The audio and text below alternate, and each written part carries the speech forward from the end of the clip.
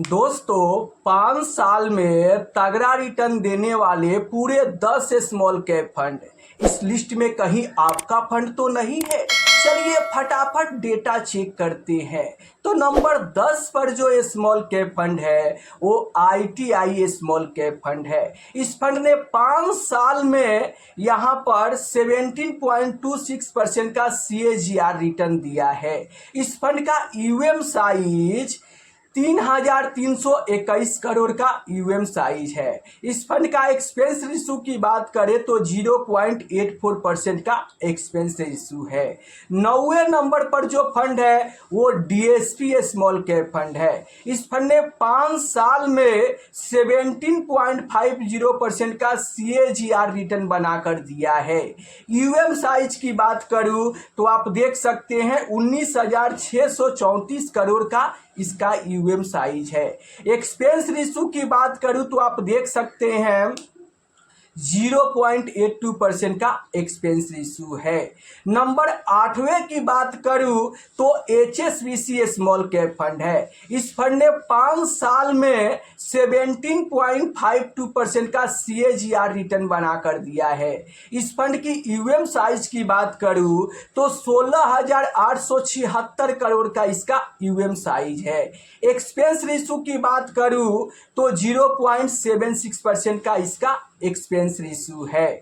अगर मैं यहाँ पर नंबर 7वें की बात करूं तो ईडेलवाइज स्मॉल कैप फंड है। इस स्मॉल कैप फंड ने 5 साल में 18% का CAGR रिटर्न दिया है। और इस फंड का यूएम साइज की बात करूं तो 6,579 करोड़ का इसका यूएम साइज है। एक्सपेंस रेशो की बात करूं तो 0.62% का एक्सपेंस रेशो है। मतलब इसका एक्सपेंस रेशो काफी कम देखने को मिल रहा है।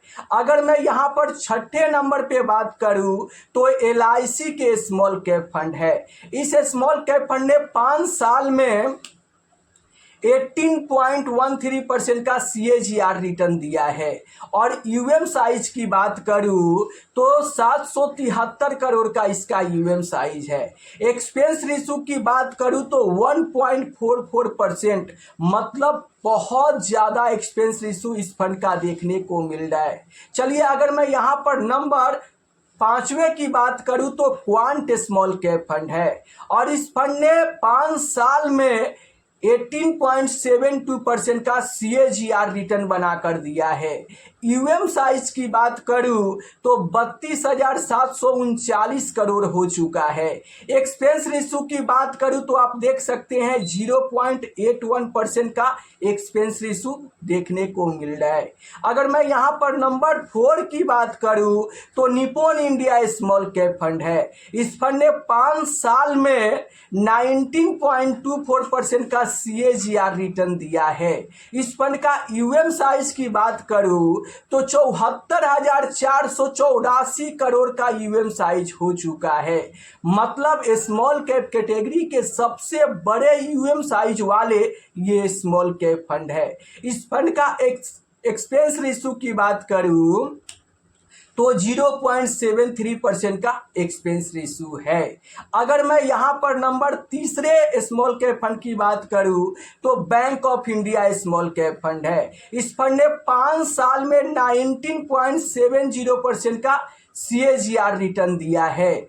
और इस फंड का यूएम साइज आप देखोगे तो 2,572 करोड़ का है। मतलब इस फंड का लगभग 7 से 8 साल हो चुका है और इसका यूएम साइज काफ़ी कम देखने को मिल रहा है। तो आखिर इस स्मॉल कैप फंड में इन्वेस्टर पैसा क्यों नहीं डाल रहे हैं, ये इस बारे में आप अपनी राय नीचे कमेंट बॉक्स में ज़रूर देना। इसका एक्सपेंस रेशो की बात करूं तो आप देख सकते हैं 0.70% का इसका एक्सपेंस रेशो है। अगर मैं नंबर 2 की बात करूं तो बंधन स्मॉल कैप फंड है। इस फंड ने 5 साल में 19.95% का CAGR रिटर्न दिया है। और यूएम साइज की बात करूं तो 28,466 करोड़ का इसका यूएम हो चुका है। एक्सपेंस रेशो की बात करूं तो 0.63% का इसका एक्सपेंस रेशियो है। नंबर 1 स्मॉल कैप फंड की बात करूं तो Invesco India small cap fund है। इस फंड ने 5 साल में 19.97% का जबरदस्त CAGR रिटर्न बनाकर दिया है। और इस फंड की यूएम साइज की बात करूं तो 13,384 करोड़ का इसका यूएम साइज है। एक्सपेंस रेशियो की बात करूं तो 0.67% का इसका एक्सपेंस रेशियो है।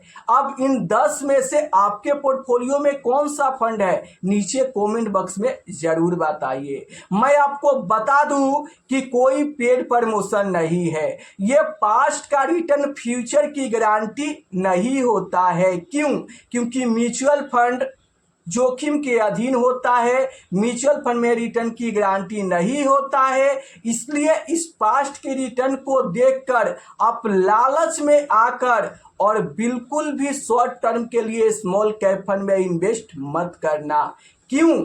क्योंकि अगर आप पास्ट का तगड़ा रिटर्न देखकर लालच में आकर शॉर्ट टर्म के लिए स्मॉल कैप में इन्वेस्ट करोगे और अगर गिरावट होता है तो यही फंड सबसे ज़्यादा गिरते हैं। और अगर 15% 20% का गिरावट हो जाता है तो वहाँ पे आपको भारी लॉस होगा।